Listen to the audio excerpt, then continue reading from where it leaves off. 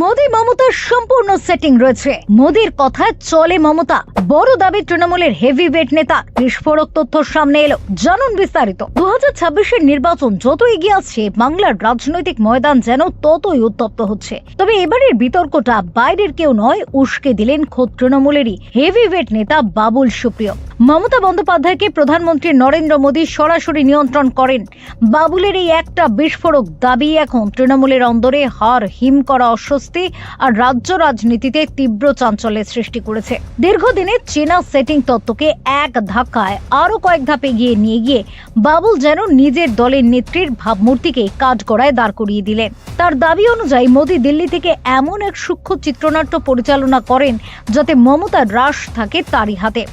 যে মমতা বন্দ্যোপাধ্যায় নিজেকে জাতীয় স্তরে মোদী বিরোধী লড়াইয়ের প্রধান মুখ হিসেবে তুলে ধরেন, তার বিরুদ্ধে নিজের দলের নেতার মুখে কন্ট্রোল তত্ত্ব নিচু তলার কর্মীদের মনোবল ভেঙে দেওয়ার জন্য যথেষ্ট। বাবুলের এই মন্তব্য কার্যত বিরোধীদের হাতে মোক্ষম অস্ত্র তুলে দিয়েছে।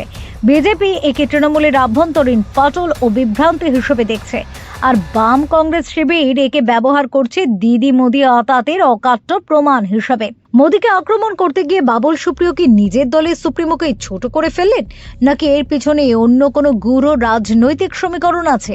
তা নিয়ে শুরু হয়েছে চুলচেরা বিশ্লেষণ। কড়া ভাষায় বলতে গেলে বাবুলের এই বেফাঁস মন্তব্য তৃণমূলের জন্য বড় সড় বুমেরাং হওয়ার প্রবল সম্ভাবনা তৈরি করে দিয়েছে। এখন দেখার দল এই অস্বস্তি এড়াতে বাবুলের বিরুদ্ধে কোনো ব্যবস্থা নেয়, নাকি এই বিতর্ক 2026-এর নির্বাচনে ভাগ্য লিখে দেয়। ফেরো রিপোর্ট, টক টু টাইম।